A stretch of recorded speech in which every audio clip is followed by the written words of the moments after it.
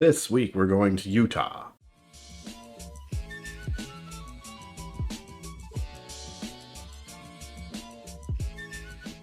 Greetings, my name is Brian. Welcome to KillCo Whiskey Musing. Since I went to Missouri last month, I had a number of bottles that I thought, well, since I went out west-ish, why don't I do some videos about bottles from different states that you wouldn't expect to find a whiskey? This one, however, is fairly well known. This is High West. In Utah, and I know a certain someone who has a certain channel who lives in Utah and likes to go bring whiskey to the mountains. I don't know if they've had this one before, but I certainly haven't. And the important part here is that it's an American single malt at 44%. Believe it or not, I have a lot of High West. I have had a number of Midwinter Nights drams just kind of fall into my lap over the years, but their malt is something I have never had.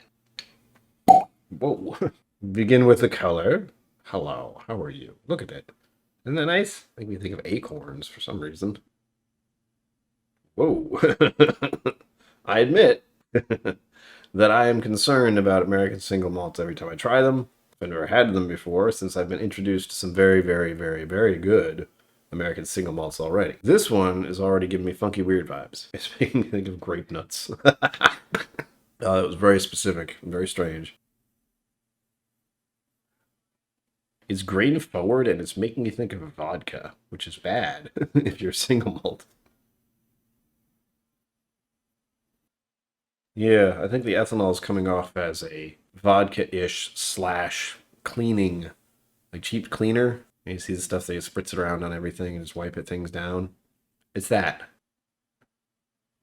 Touch of honey, so there is some sweetness to it. It's making me think of a cedar chest too. That smell when you have like you put something in a cedar chest for a very long time, and then you open it and whoa, it's interesting. It's not what I expected at all. But again, reminder. The High West that I've had have always been a rye, so this is a completely different beast. I'm wondering what this will present at a very specific number. 44% is not one I usually see, so I'm curious as to why. Onto the palate.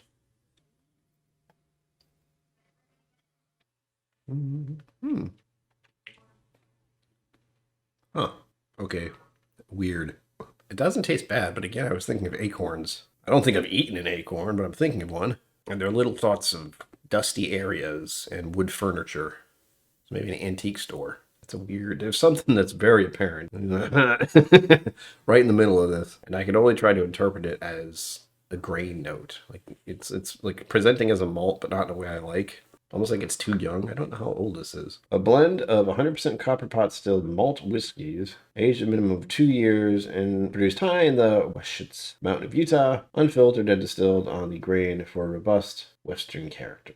So it's a blend of whiskey, a blend of malts. And 2 years, not a long time. I don't know what Utah presents as far as seasonally. I know it gets cold there. I know it can get pretty hot there. But even at 2 years, I don't feel that's long enough for whiskey. The color is good, which I'm happy about. The color itself is very nice. But the nose and the palate are really odd. As far as the category of American malts go, this is not where I expected it to be. In fact, I don't know where I expected it to be, but this was not it.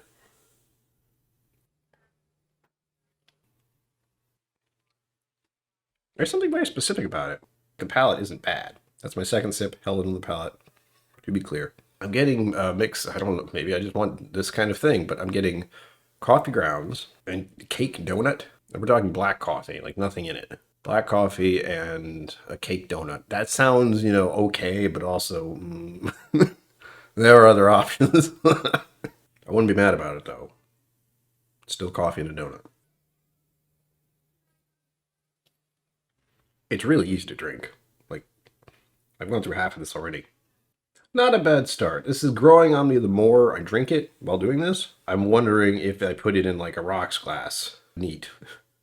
Maybe 2 ounces of this, that could last me a while. It comes off fairly simple as far as nose and palate, which is why I'm thinking of that.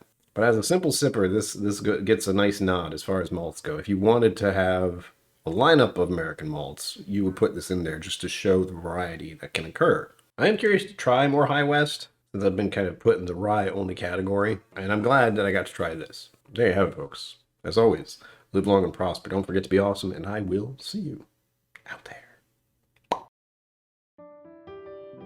Hey, thank you for watching. Please remember to like and subscribe. I'll see you next time.